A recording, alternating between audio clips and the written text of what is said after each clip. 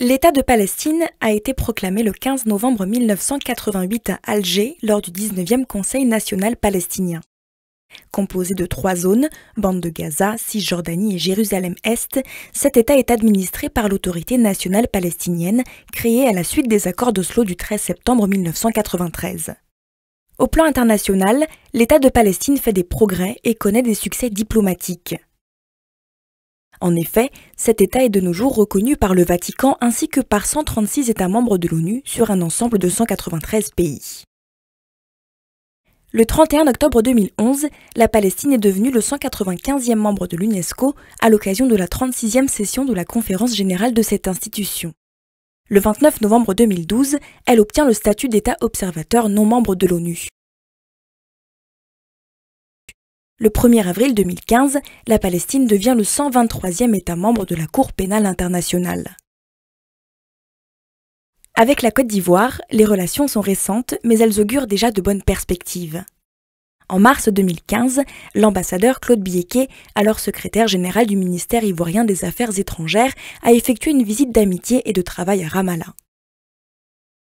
Dans l'interview qui suit, son Excellence Attess Moustapha nous donne les détails de son séjour en terre ivoirienne et sa conception des relations ivoiro-palestiniennes. D'abord, il y a des Palestiniens ici à Côte d'Ivoire. Il y a pas mal de sociétés palestiniennes qui travaillent depuis longtemps à Côte d'Ivoire. La Côte d'Ivoire, c'est un pays vraiment très riche. Et le peuple, il est vraiment très généreux.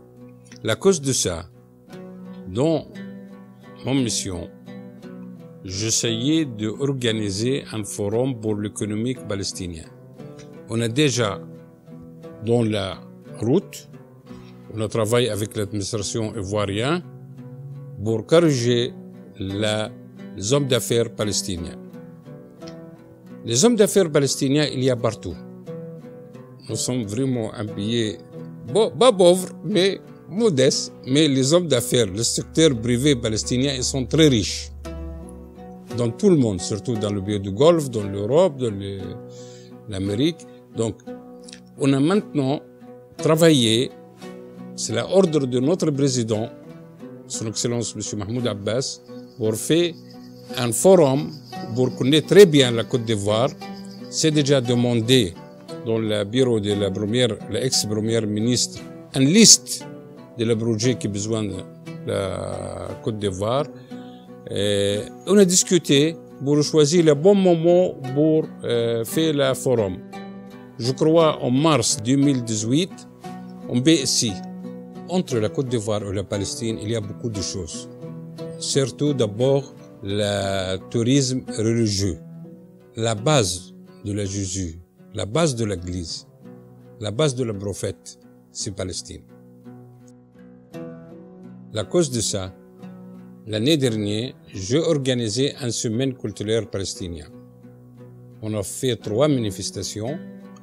Manifestation dans l'université de Houphouët-Boigny. Il y a 10 000 étudiants ivoiriens qui partageaient la musique, la danse palestinienne avec la musique et la danse ivoirienne. Il y a un groupe ivoirien qui chantait en arabe dans cette manifestation. Qu'est-ce que ça veut dire? Il y a beaucoup de relations culturelles avec la Côte d'Ivoire.